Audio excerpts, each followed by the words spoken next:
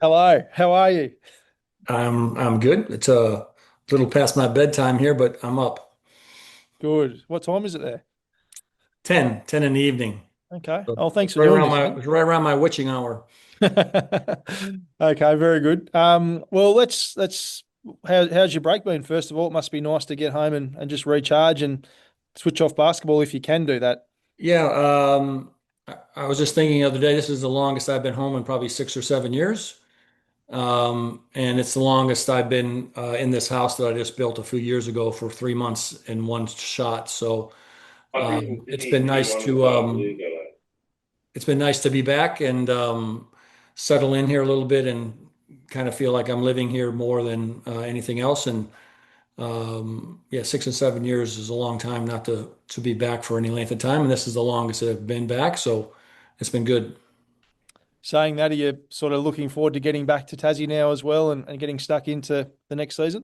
Yeah, we'll get going here with our mini camp here in the second to last week of July, and we plan on having all of our locals in on the 22nd, I think it is, for our start of our little mini camp, and then the imports in the beginning of August. And had good conversations with these guys over the last few weeks, and continue to talk with them. And our coaches continue to reach out to them, so they're all excited about getting back in the market, and then the new players are excited about just what lies ahead. Before we talk about the new squad, maybe we'll talk about the tough decisions you've had to make, or some of the tough decisions the players have had to make. Maybe we'll start with Milt. And any player you lose from a championship winning team must be hard, I guess, for you as a coach. But were you surprised that he went to United? And tell us your feelings around it. Yeah, I mean we've lost four guys that were hugely important, with Clint Steinel obviously being with me the longest and bringing him in from Perth, and then Fab for 4 years, and then obviously Milt for three, and then JC for two. So those guys have been, critical in the foundation that's been laid here. And each conversation was a little bit different, but all of them were ones of appreciation. And I think with basketball in general, moving on in our sport is quite common, and guys, you have to make their decisions, and the club has to also make decisions. And so those conversations are personal, but they are probably the worst part of the business for me, is having those type of conversations with really good guys who have done a tremendous amount for Tasmania. And in Milt's situation, we just could not get to a friendly number for both of us. And at that point, we had to pivot and move on. And Milt's been wonderful for us and his family and market, and we wish him the best. And maybe just one on JC too. Obviously, did so well in that game five, but just so good for us over the couple of seasons. Always sad to lose a star like him too. Yeah, he's a wonderful person, and to have his baby bear born this past season, another exciting moment for the club to have another American Tasmanian in market and have that transpire. And him and Tiff were fantastic, and when his family came in the market, they were wonderful too. And he's a hell of a person in general. And he texted me the other day for my birthday, and I've been in contact with him here and there. And he's very gracious with the whole thing that's gone down. And ultimately these decisions are difficult. And when you finish seventh, that's a reality. And how we go about what we do next is also a reality. And again, these guys have been huge contributors to everything we've done there, and we just have a lot of love for them. And it's part of the nature. For me, it's again difficult, but it's a common thing that's happening throughout the league and throughout other leagues, players coming and going, unfortunately. How energizing is it for you as a coach when you've got basically a whole new group to work with, I suppose, when you've had a sort of similar one the first few years you've been here as a coach? Yeah, well, we kept six guys, and two of those are DPs, but we've kept six guys, so we still have a good foundation of players there that understand what it means to be playing for the Jack Jumpers and our brand, and what it means to be inside the state. And so that transition with them is great, and to add some new faces is exciting. We have some young players that are all very hungry and ready to get going, and they all have chips on their shoulders, and they bring some versatility that we haven't had in the past. And uh, they all seem, quite excited to get back in the market and get going. I better let someone else jump in. I'll come back to you. Sure. G'day, Scott. Just a quick one, mate, on Will Magnay. There's reports that he's obviously training out in the US. Are you concerned about potentially losing him as well? Well, there's about 4 or 5 players that I think that are over in the summer league market, whether it be Salt Lake City or going into Las Vegas, and Will is with Memphis and going through some training with them, although very light, and being evaluated by them. And all those players are going over with their one purpose. They're trying to make an NBA roster, which is fantastic. And they're looking for exhibit tens in two ways and ways to get on rosters. And it's just great exposure for him and great exposure for the club. And if we lose him, that's going to be a wonderful story again for us of what's gone on here for the past 4 years. And if he comes back, we're going to love him to death and probably have a great season around him. That's good for me, mate. Thank you. Yep.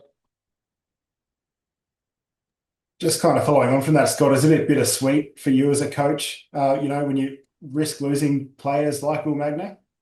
Absolutely not. I'm well over the fact of trying to have my ego be in the way of something like that. These guys are chasing dreams, and as a coach, when you see players fulfill potential that they didn't know they had inside of them, or the work that our assistant coaches and staff do to get these guys to get to another level, whether it be in the NBL and get another contract and raise their salaries, or the success we've had with McVay and him making the Boomers, and the list goes on. And so those are the most exciting moments for me, the wins, the losses, or whatever. But ultimately, and especially where I am in my age right now, it's about the people, and to have a chance to see these guys grow and become men and chase their dreams. We've done a hell of a job in providing the right kind of atmosphere for these guys to do that. And again, if he were to go, or Josh Bannon's next, or whoever's the next guy up, it's just a credit to the organization, and really goes out to my staff who do all the hard work. Have you got your eye on anyone as captain for next season? Yeah, we won't do anything until probably after the blitz in that market, because we're going to be losing a few guys to some FIBA things and not quite with us the whole way through. And so we won't have a full group all the way through. And so we'll wait probably till after the blitz to announce a captain, but I don't get involved in that. The players pick their captains. That's how it's been done the last 4 years. And it'll allow these guys to have a better chance to get along and bond over the next 4 weeks when we get going. And we'll take our time in that area. There's no rush. And we'll have some new faces, and you never know who's going to step forward. And can you tell us about some of the guys that are coming into the club? What were you looking for when you were recruiting during the off-season? Yeah, we were obviously trying to get some bigger size in general, but we wanted to have multiple ball handlers. So we made sure that our wings and our guards were able to really handle the ball and make plays out of those situations and pick and rolls. And we feel like we have three dynamic players that are in the pick and roll with Magnay, Bannon, and Dang. And so we wanted to make sure we had multiple ball handlers there, and we wanted to improve our overall shooting just in general. Obviously, scoring was a huge problem for us last year for a number of reasons. And so we were looking to fill some of those areas. We're excited about Ben Ayers and what he brings to the table. He has a lot of swagger to him and a lot of energy, and plays with a lot of passion. I think he'll be a fan favorite. Bannon was a huge get for us, because the versatility of being able to move him around is very exciting for us. And then you add in a Nick Marshall and Kobe Williamson, and these guys are all going to bring some youth and excitement and energy to our group. And then we're pleased with the guys obviously that are coming back in that group. So I think we have a good versatility there. And then the two imports, I think, will be really good, solid additions to what we're doing. And again, a bit younger, but they do have some experience at a high level, and they played in big games. And we're expecting them again to fit in that role of helping our shooting, helping our ball handling, helping our scoring. That's all from me. Thanks for your time. Yep, no worries. Scott, just on the mag situation, given you only got the two imports in, does that give you some extra flexibility if he does end up leaving? Yeah, that was obviously intentional by us. We've thought about that for a few weeks, and we kind of knew some things were on the radar. So it was quite intentional to put us in that position, but it was also a point where we thought the team was going to be quite good with Magne on the roster, so we didn't feel like the third import was necessary. So either way, we'll be able to pivot and move off of that. And, we hope to have Mags back, but I also really hope that he gets his opportunity to do what he wants to do. And he's been on this journey with us. And if he gets a two-way, that's going to be a great story for us and for him, obviously. And if he does go, we've already started to talk to different players, and we have places that we can pivot to once we get some better idea once the summer league gets to a conclusion. Yeah, I was about to ask you that. When do you get sort of some clarity around if you may or may not have him, or is it sort of an ongoing situation, I suppose? I don't have the exact date, to be honest with you, but I believe it's around the 19th or 20th of July contractually that he has to be in or out with us. But don't quote me on that one. What are you looking forward to most about getting back to Tassie? Going to D'Angelo's and sitting at the Don Roth table and have Ange tell me stories of what I've missed for 3 months. Probably that'd be the most exciting thing I'm looking forward to. And then after that, busting your chops as much as I possibly can when I see you. And then just seeing the great people of Tasmania, all the friends and people that we've been extremely close to with my family. So I'm looking forward to all that. Very nice. Just one on the fixture too. What did you make of the fixture, and do you analyse that much as a coach, or do you just, it is what it is? Yeah, for me, and I've said this in the past, you got to play all the games, so it doesn't really matter where they land. But the fact of the matter is, our schedule is not great, and those things are solvable or unsolvable. And I don't really want to comment too much on that, other than the fact that everyone is going to have a gripe about the schedule at some level, some more than others.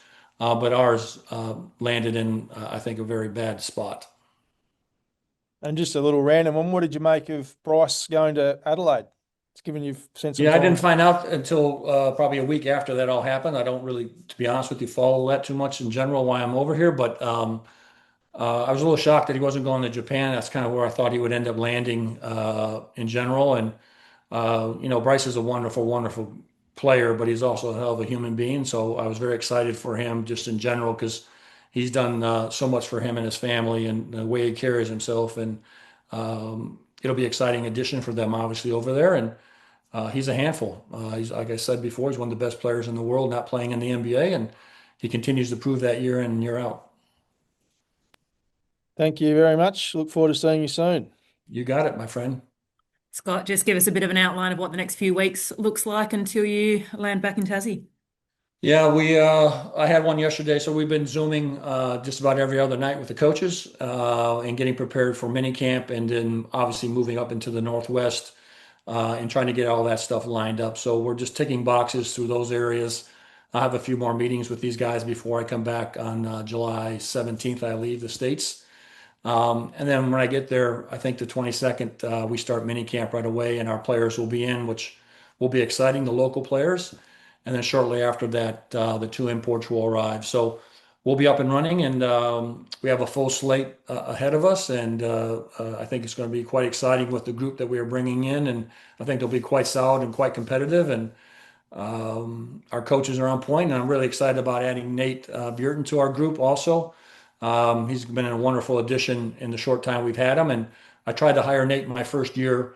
And he went back and forth with me for a little bit until he chose to go to the NBA Academy, Global Academy there. And then we ended up getting Jack Fleming, which was a blessing in disguise to have Jack. So having Nate back in market at Tasmania was hugely important for me to get onto the coaching staff. It was my number one priority when I was looking at coaches, to make sure that we were going to give every possible chance to have a Tasmanian be on that roster, on our staff.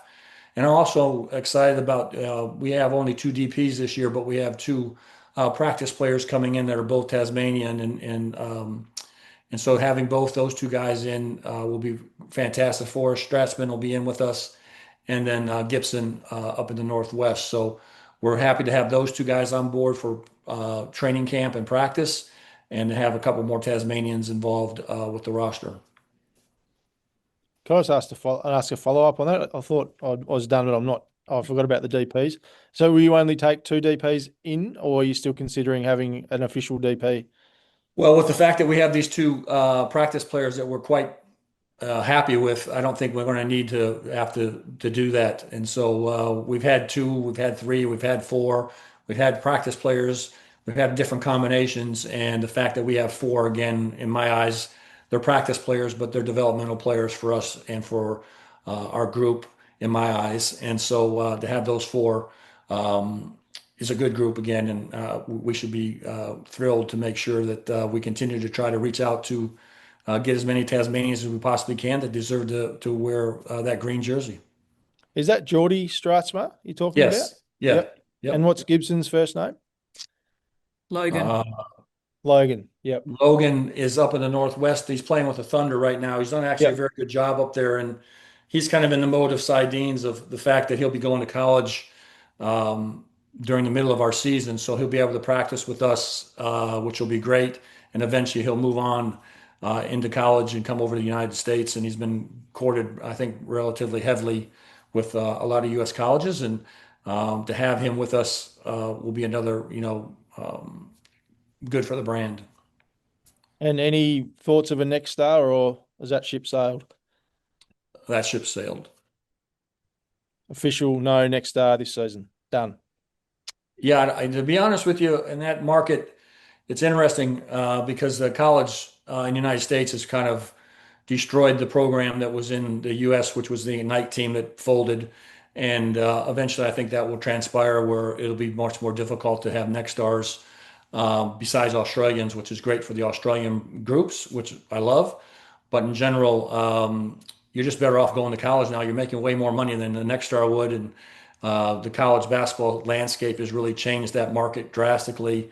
And guys are making 300,000-400,000 that are just average players in the United States now, and few of them are pushing over $1 million to go play for one season at a mid-level college. So if you're a player, you might as well just go to college and get the college education for a year and make the money, as opposed to trying to jump into a next star type of role and that kind of exposure.